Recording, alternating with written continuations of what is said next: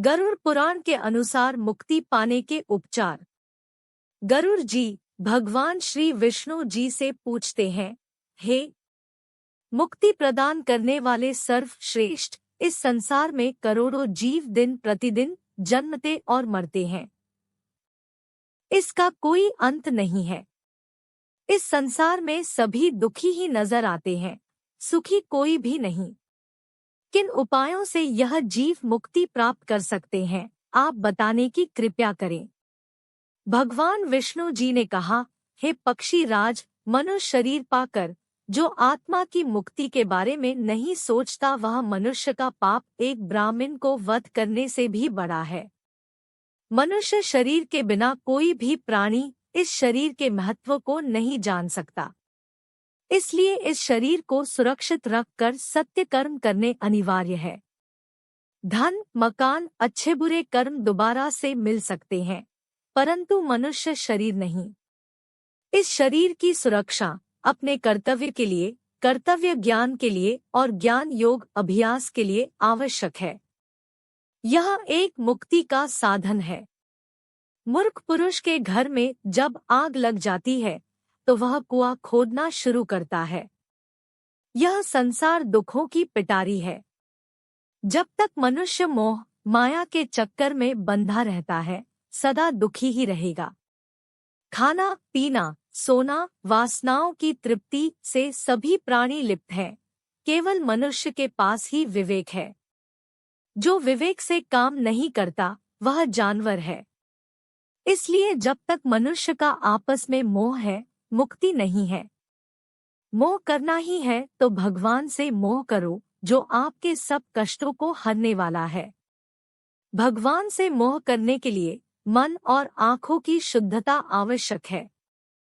काम, क्रोध, लोभ, अहंकार, यह मनुष्य के पतन के पात्र हैं। वेद शास्त्र के पठन से मुक्ति नहीं मिलती जब तक उनका ज्ञान अपने अज्ञान को मिटने में सक्षम नहीं होता। मेरा और मेरा नहीं, यह दो पद है। मेरा में बंधन है और मेरा नहीं में मुक्ति है। इसलिए जो मुक्ति के इच्छुक है वह सब बंधनों को तोड़कर सत्य के साथ नाता जोड़े। सत्य ही प्रेम है, प्रेम ही ईश्वर है। जो कर्म जीव आत्मा को बंधन में नहीं ले जाते वही सत्य कर्म है।